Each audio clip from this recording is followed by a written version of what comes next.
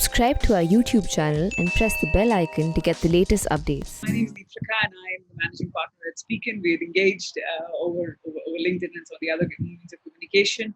You bring in 18 years of experience of growing businesses, particularly in the aerospace industry. And we'll be talking today to you about the industry and your journey as a leader.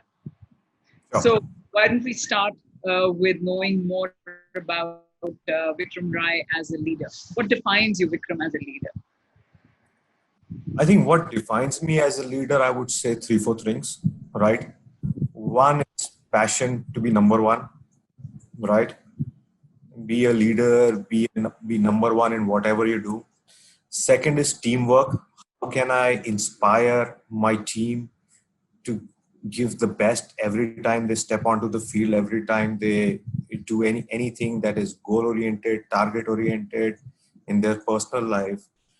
And the third, I think, is belonging to the organization.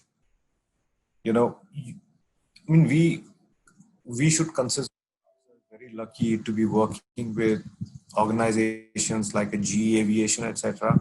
So that sense of belonging, every time I step into office, every time I open my laptop, every time I'm answering my email, that sense of belonging to deliver for the organization is something that kind of defines me as a leader. To deliver the best, to turn corners, kind of meet impossible deadlines, deliver on goals, customer focus, customer commitment, customer support. So that I kind of fill into the organization commitment, organization belonging bucket. Excellent. So Vikram, we were talking about just before we kind of got started, we were talking about how the longevity in the broader scheme of things is receding when it comes to people. And you're talking about the uniqueness of aviation as an industry and as a sector. So what are your views? What is it that differentiates aviation as a sector from the other industries where we are seeing the lifespan of an employee shortening? So just what we were discussing, I think aviation as a sector is a very glamorous sector, first of all, right? And you basically divide aviation into, I would probably say, 3 parts, right? One is the airline industry, right? In the airline industry, you don't see a lot of longevity, and the turnaround time is very low, So you will have people who come working for 3-4 years in an airline jumping out because the number of airlines is so big. There are hundreds of airlines around the world, right? The second is the airport sector, right? There you will see people having kind of a medium turnaround time, 4 to 6, 5 to 6 years, because again, number of airports are again higher, but within airport verticals, there are a lot of roles and responsibilities people can do. So people move over that function. The third things are OEMs, OEMs, lessors, and so on. So if you see, in aviation, as I was discussing, the number of large OEMs are just 4 or 5, number of big lessors are 4 or 5, and so people are also few. So you will see that those people only move around those specific companies. And I was saying, somebody who kind of goes and says, I sell an aircraft engine or I sell an airplane, so the pride that comes along with it, right? It automatically translates to a sense of belonging, and you kind of end up doing this only. For example, 18 years of my experience, as I was talking, of which about close to 14 years is selling aircraft engines only. And the remaining 4-5 years was with the startup in airport sector, where I was doing passenger boarding bridges, radars, instrument landing systems. And as a 23, 24-year-old going into, meeting people and saying, look, I'm a business development manager of a startup which sells instrument landing systems, radars. That sense of pride, that sense of belonging. And at that time, 2003, 2004, Indian aviation was just turning the corner. So that really kind of, that commitment, that sense of belonging, that pride, and that niche that aviation sector brings is unparalleled, I would say. So I'll ask you another question. the traditional industries are not so lucrative when it comes to the mainstream talent acquisition. When I see your journey as well, you Right. came from the Air Force School, then you kind of did your engineering and then took this path, very structured path. Do you see room for unstructured employment also, particularly in the OEM space? Why not? You know, What are the areas? so for example, you can, so at the end of the day, when you say in an OEM space, what are the deliverables required? At the end, if you have a customer focused mindset, you have a sound financial brain, and you're innovative. Innovation or out of box thinking works very well in our domain because the deal size in our business is huge, right? It runs into billions of dollars, millions of dollars, etc., depending on procurement. So your financials, the way you structure a deal financially, you can play a lot around with it. As long as the three things which I spoke, customer focus, good commercial mindset, and out of box ideas, thinking, structuring, as long as you have those three deliverables, there is a good chance you can make in any of these three OEMs. What is the career path trajectory? So the reason I'm more interested in this is because it's a new and a more, as you said, it's a very classy, very flamboyant sector to look at. It's massive, it's huge, right? It's attractive as a sector, but it also means that there is a certain amount of selection bias when it comes to choosing a sector like this, which can be very niche. I mean, kitne plane bikenge? Or itna bada plane main akela thodi na bechunga. And just the layman understanding of somebody who's looking from at this sector from outside. So what would be, say, your three key takeaways for somebody who's looking at aviation as a sector and who's a non-engineer, just graduated?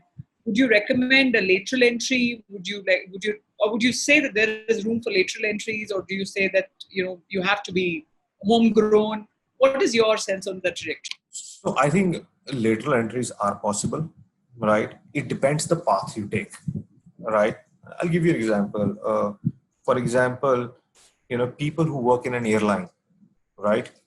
You may just go into an airline, work into their procurement, understand their procurement process, because we as OEM sell to airlines as well, right? You could then take the know-how or the mindset of how an airline evaluates. You could then basically transgress from an airline to an OEM. That's path number one, right? Obviously, you have to get into an airline first, right?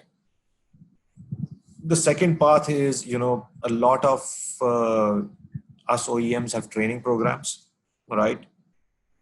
Probably you could get into one of our training programs and then work into various departments, etc., to get into the stuff we do: sales of engines, sales of aircrafts. And the third piece is networking. Somehow if you are from non-aviation industry, but you have certain products that go into an airline, etc. From that airline, if you can branch out the connectivity into OEMs, etc., and somehow find a way to the passion, the customer success, the financial knowledge, and the out-of-box thinking to demonstrate that you can work with structures, yes. And in my team, I've had lateral hires, people who worked in power. They have come in and done a great job on being a sales director in the aviation domain. So great. So now let me go to a more tactical or more industrial level question. With the current situation, how things have changed, and people have said that, or rather, in our fraternity, everybody's saying that aviation has been modified forever. Yep. What do you think are still the positives that exist in this sector for someone who's looking to be a part of this sector as an outsider? So I don't think so. Aviation has changed forever. I would disagree with that, because I think, yes, there is an impact, but I do see that impact relatively short term, right? I think by the time you have a vaccine or a herd immunity built, people will travel, people will go for vacations, right? Definitely. There will be a lot of pent up demand that will come back once we get ahead of this coronavirus problem. The second thing is, I genuinely feel, I think there have been people saying that, look, travel will go away, travel will reduce, you will have a lot of video conferencing. I do not think that can replace the one-on-one customer relationship connect. I'm finding very difficult to interact with customers over a video call, video conferencing. I don't think so that will happen. You will still have people traveling, meeting customers and doing that. And in terms of opportunities, if you see, I think each and every OEM airline is discovering new opportunities, right? I'll give you, for example, airlines, who were doing passenger operations never thought that cargo can also be a core business. So they've started going into cargo, right? The amount of innovativeness in scheduling, route scheduling is coming out right now, given only 1/3 of fleet can operate, is huge. How you are selling your seats, for example, airlines are offering that you can now take your middle seat at the same price as you have your aisle seat, for example, right? And I know, considering that, okay, why do I need to fly business class? Why don't I buy, probably for 4 months down the line when things are good, why don't I buy 3 economy, settle in there and travel comfortably? So, what happens, every time there is a crisis or of this nature, people find innovative ways of surviving, and those innovativeness becomes the new standard for the future. I'm sure, Deepika, you'll see in the coming times, airlines focus much on cargo operations. It'll be one of their main domains. Network scheduling, selling seats, commercial operations, that will find new ways of growing. Organic as well as inorganic growth will come in through these processes. Excellent. Now, Vikram, let me come to your own journey as a leader. I mean, we saw that Right. 18 years, you're a very, very young leader. And coming to this stage, leading an organization of this stage, what has your journey been like? What are your learnings, and how can the next generation learn from you to get to that level? When you say next generation, you make me sound very old. So anyways, so let me, I'll spend 3-4 minutes on it, because I think that there's some of the learnings which I can share, right? I think I've always propagated and felt that your first job, don't work for a company, work for a boss, right? And see what the learnings are. Don't work for money. That is what I would advise the youngsters. Work for all the learnings, just spread your wings and learn. And just to give you an example, I started out in 2002, 30th of May, after having completed my engineering, and probably my aggregate marks was about 50 or 52%. I was rejected in a lot of interviews, but then this company, a startup company, I did a lot of extracurricular activities, dramatic, sports, etc. Found that I can probably have got good communication skills, so they hired me in doing some market research, talking to people, understanding with foreign collaborators. And I started out, Deepshika, at about 200 rupees a day. It was not a contract or salary, 200 rupees a day. And Saturday, Sunday was not paid for if it was a holiday. From there on, I kind of grew in that organization. It was like Saturday, Sundays working 16, 17 hours a day, which meant I was procuring the tenders, writing the tenders, submitting the tenders. And as a 23, 24-year-old, I had the opportunity to kind of work with collaborators, doing collaboration with companies like Raytheon, Thales, Aerodata, convincing them that we as HBE are great partners for you, driving the sales cycle. So it was, doing market research, international business development, tendering. For those were my first 5 years, right? So I think the learning was, don't work for money, learn as much as you have, and be passionate for winning. I was so passionate for winning my tenders, being the lowest bidder, etc. From there on, I thought, what should I do? Some of the promises were the startup company. I kind of went ahead and started applying. I knew I did not have an MBA, right? So getting into a top aerospace major will be difficult. So I kind of worked my innovative ways of reaching to the decision makers. So I started writing, enclosing my resume, my strengths, and saying, okay, and on the top of the envelope, it said confidential, only to be opened by the addressee only, so that it reaches the person. It is not sent in a dustbin. So from there on, I was interviewed by some of the aerospace majors. I got into Rolls-Royce, spent 5.5 years there. I think from there, I kind of had a good business development experience, had the connects, and was then hired into GE as sales director, worked 3 years as sales directors. And I think in 2017 got promoted as the country leader. But I think all along the journey has been learn as much as you can. Your learnings cannot be have, customer relationship, customer focus, bring value to customers. They should not see you as an OEM. They should see you as a part of their family working for solutions, because customers are smart. They figure out that are you just trying to be, OEM centric or company centric, or are you bringing value to them? They should see. I mean, I know for a fact that a lot of airlines now consider me as an extended family. So you have to have that kind of relationship, trust with the, and as a leader, trust your team, develop your team, right? Have them, give them the belief that they have the talent, the wherewithal to survive this journey, motivate them, and work for their betterment. So these are the things probably that helped me grow in my career. I think there's still lots to learn. So that's in short. I hope I didn't much take time answering this question, because I'm very passionate about it. So I'll have we have enough time, and we'll take two more questions, the bigger one, and then take it forward. So Vikram, this entire, anybody that I've spoken with across the three segments that you talked about, whether it's the airline industry or the airport sector or the OEMs, and I like the optimism that you bring in, and I agree in a large part with that. I love traveling myself, both for work and for personal liking, but we can't deny that it's been one of the most difficult times for aviation. And perhaps hopefully we'll never see anything like this again. So what have you done in the past, say, 6 odd months, and you still look all radiant and sitting pretty at the top of an organization, but there must be a lot of turmoil underneath. How have you managed that? So I think the way I've managed it, Deepshika, is with a lot of radiance and optimism that it can only get better. Right.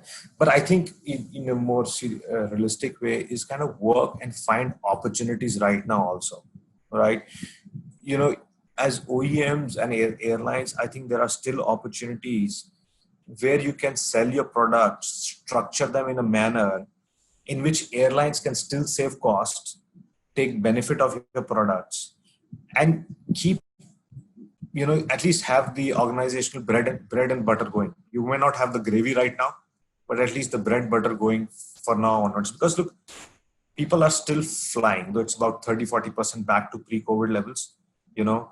The engines are still running. There is, about, I think, 45 to 50% of the fleet is back in service globally. So, the moment things starts looking up, things start, always an opportunity. So I think it's about, looking under every stern, looking at every corner, finding opportunities, how little they are, and keep them moving so that, at least you survive these critical months to stay afloat. And after that, you're all ready to go. What's the mood overall in the sector, particularly the airline industry? So I think the mood, I will not say is an upbeat mood right now. It's a survival mode, right? I think airlines and everyone is talking as to how we can survive right now for the next 6-7 months, every month. I mean, organizations are taking a drastic cost cutting measures, right?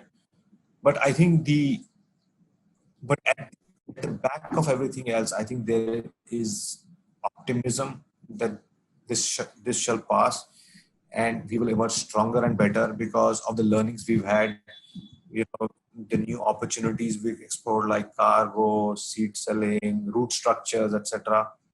That we will come up stronger, better.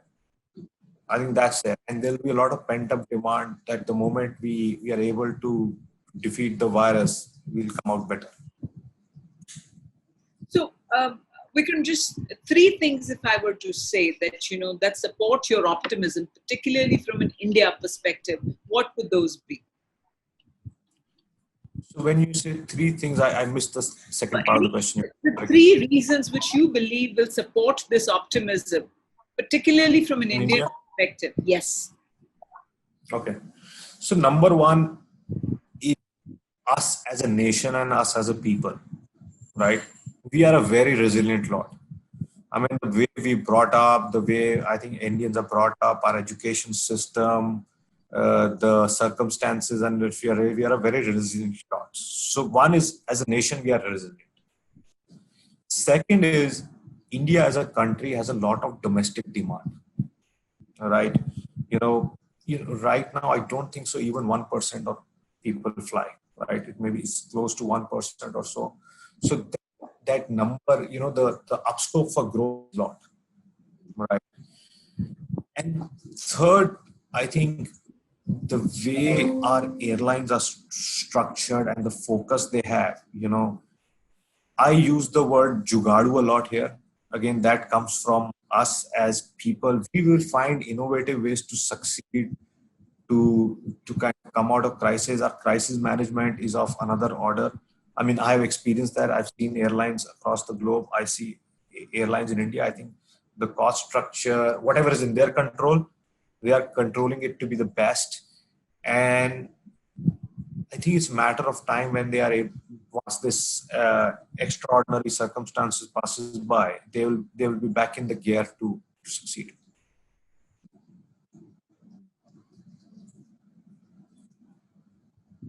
Okay.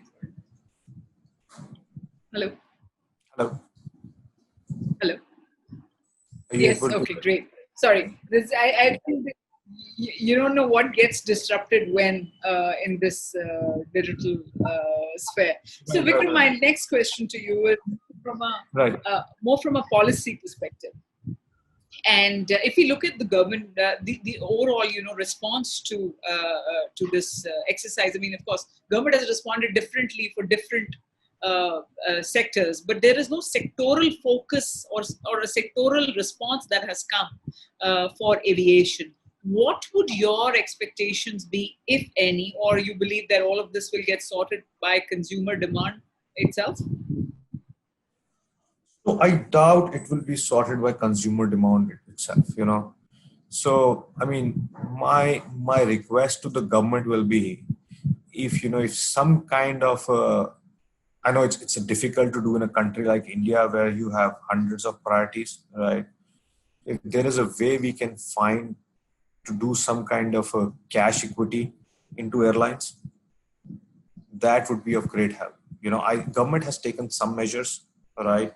Like shortening route structure, MRO, right? So if there is a way, my request would be to the government is if where we can look at some kind of cash injection, optimizing the fuel taxes. The ATF is still the highest cost in the world for us in India. If we can look at that, I think that would be very, very good. I think the Vande Bharat is an excellent. You had private, I think government is also allowing private players to participate in that. The Atmanirbhar Bharat is an excellent initiative. If there is a little more focus on the airline per se, where we can focus on some cash injection, some payment deferrals, etc., that would be of great help to us. Excellent. Perfect. And my very last takeaway before we kind of move to the questions, Vikram, is to understand from you. You've talked about, trusting your team, building a strong team. You started with the 200 rupees per day kind of an allowance, and working for a boss and not working for a company, and working hard and smart in the initial years. But as a leader, what were the three takeaways that you would give to aspiring leaders and your fellows in different companies running operations today? Do this and you will survive and thrive. So again, the last part, I think your voice broke again. Sorry about that. I said, what could these leaders do to, one, survive and then thrive basis your experiences. So 3 takeaways for leaders like yourselves. I think takeaway number one is explore each and every opportunity, even how little it is, right? Sometimes we do not focus enough on discovering opportunities. We kind of surrender and say, oh God, pandemic, what do I do? Right? Just look around every corner, look under every stone, you will find opportunities. And that's something I've done personally, right? And touch wood, we've been successful at. Second, you as a leader, you can demonstrate A, all despair, all is hell, all is gloomy, or B, you can say, right, this is tough time. Me and my team is going to survive that. But look, if you look at the other end, it's getting brighter. There is light at the end of the tunnel, right? Have that sense of optimism because your team looks up to you. And if you have that sense of optimism, you will definitely make it through. And the third and the most important is your team. How well you can motivate them, how well you can inspire them that, look, this is our opportunity to rise. You will not get this pandemic again. It always comes once in 100 years.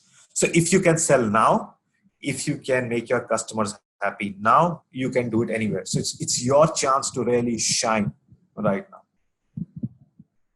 Excellent points, Vikram. Thank you so much. Fantastic 3 points. So now, before I move to the to questions that started coming in, I've got one question on my WhatsApp. It says that we've seen and heard airlines shutting shop, filing for bankruptcies, helter skelter. What is your sense? How many of them are actually going to survive this? When you say how many of the survive, is it globally or Indian? I don't know because Favorite question. Right. So I think in India they are still above water. They have done a lot of innovative means to, at least in the territories which I cover, right? South Asia, Indonesia, etc. So I think airlines have done a decent job of surviving through innovative means, reducing costs. So I don't see. Hopefully, none of them will file for bankruptcy, and through the smarter versions of finding opportunities, etc., they will be able to scale through. Yes, globally there is an issue. There have been airlines which have been this. So I think one lesson that probably this tells me is, for not only for airline industry, for any business, as cash is king. As long as you've got good free cash flow, as a company, as an individual, you can probably survive any type of crisis. Excellent. So Siddharth asks, Vikram, given that many aviation companies are focused on making sustainable and more environmental friendly products, will COVID impact the importance of this practice within the aviation companies? I don't think so. COVID is in any way related to us being not environment friendly, right? There is a lot of say that, engine OEMs, aircraft OEMs contribute to having an unhealthy environment. But, if you do a microscopic study of it, I think aviation contributes only 2% to the unfriendliness in the environment, right? Of that 2%, also, I think efforts are being made to kind of bring it down through better emission standards. There's another question that comes in, which predominantly talks about the supply chain within the aviation sector. I'm assuming that has been impacted, but would you like to comment on that? Yes, supply chain has been impacted, but so has the demand been, right? So, your demand for new engines has also gone down. Our supply chain has been impacted. So it's kind of, we are finding the balance right now, how to make it work. So, but I don't see any really cascading effect that will affect our customers. I understood. And there'll definitely be an impact, but not an impact that is really not manageable. We'll have to work with customers to get that done. Understood. Another question comes in and it asks, and please feel free, as I said, that if you believe it, that there's any question which is outside the realms of this conversation, please feel free to pass on. Can you share your experience working with Indigo and its largest purchase from your organization recently? I can only say it's a fantastic bunch of professionals.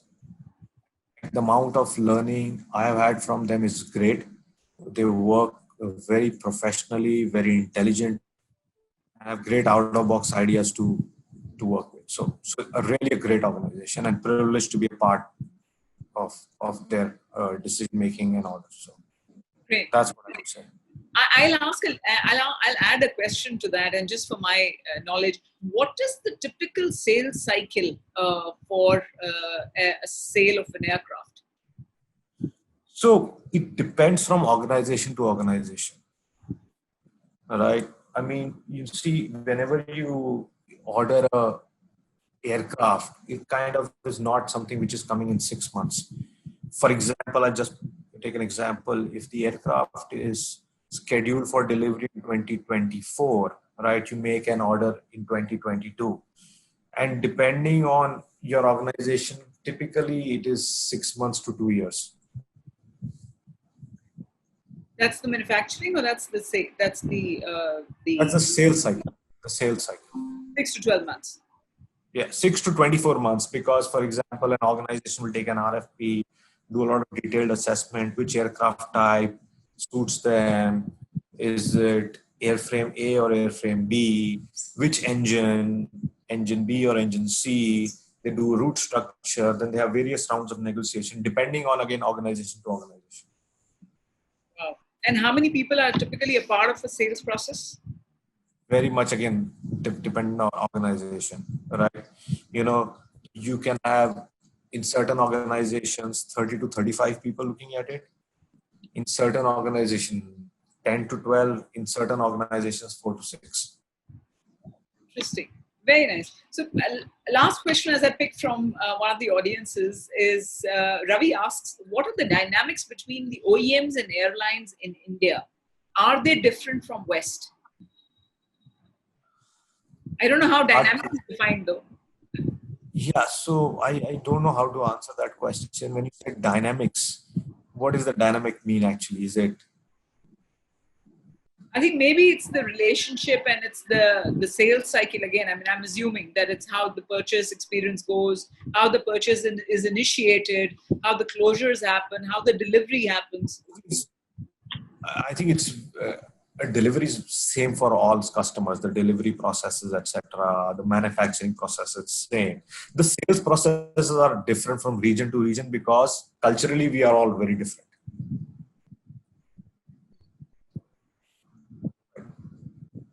Great. So Vikram, my last question, and we kind of, as we kind of near the closure, what has been one thing from your entire leadership journey that you would go back and change? What is my leadership journey? I'll go back and change.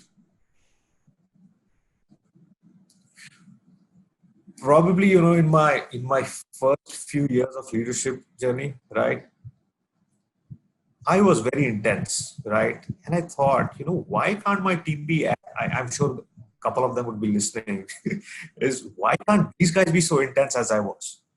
And I think the learning was, look, your team is not an identical twin of people are different, their motivating factors are different, their sense of purpose is different, right?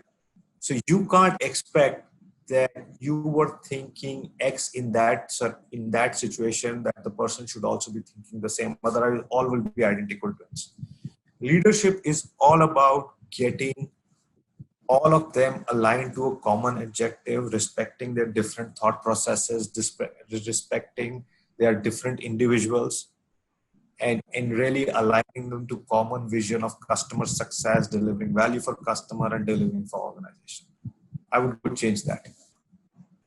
Great. But that intensity has brought you so far, Vikram, and we are ever so proud of having got this opportunity to talk to you and hear your story. Thank you so much, Vikram, for your time. And thank you, Deepshika. Thank you. Thank you very much. All the best.